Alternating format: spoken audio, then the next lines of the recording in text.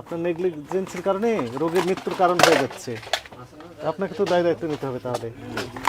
Physician sample, এটা হ্যাঁ physician sample, not for sale. তারপর আপনি বিক্রি করার জন্য রেখেছেন। এমআরপি কাটাকাটি করছেন কেন? পহেলা জানুয়ারি 2024 মেয়াদ শেষ।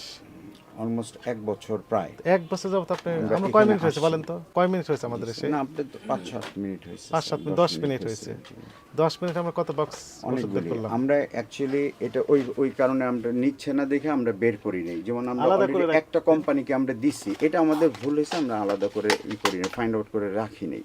এটা আমাদের নেগলিজেন্সি, এটা অবশ্যই নেগলিজেন্সি হয়েছে। নভেম্বর 2023 মেয়াদ শেষ। সেপ্টেম্বর 2024 মেয়াদ শেষ।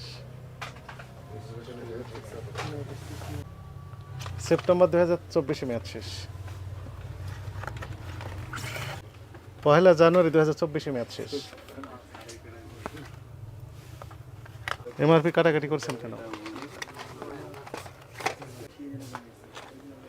জুলাই 2024 মেয়াদ শেষ।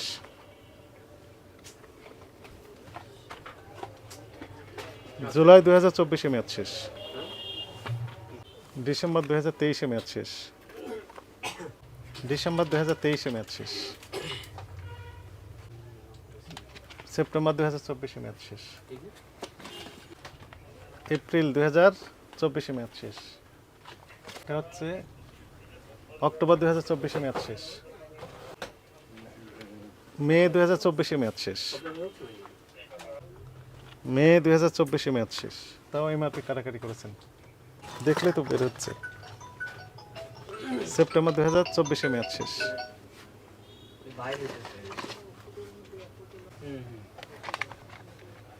ফিজিশিয়ান স্যাম্পল, এটা হ্যাঁ physician sample, not for sale. তারপর আপনি বিক্রি করার জন্য রেখেছেন। এবং তারপর যদি মেয়াদ শেষ হয় তাহলে কেমন লাগবে বলেন?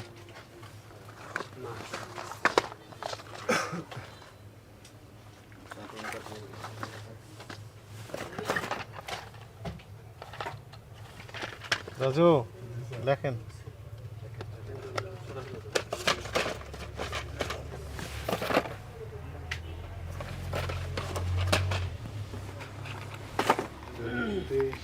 এগুলো এক্সপায়ারি, অক্টোবর 24 মেয়াদ শেষ। এক্সপায়ারি বিক্রি করার জন্য তাহলে অক্টোবর 24 মেয়াদ শেষ। নভেম্বর 23 রাখেন, এটা রাখেন, মেয়াদ শেষ।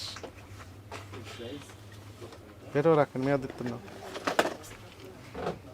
এটাও মেয়াদ আছে।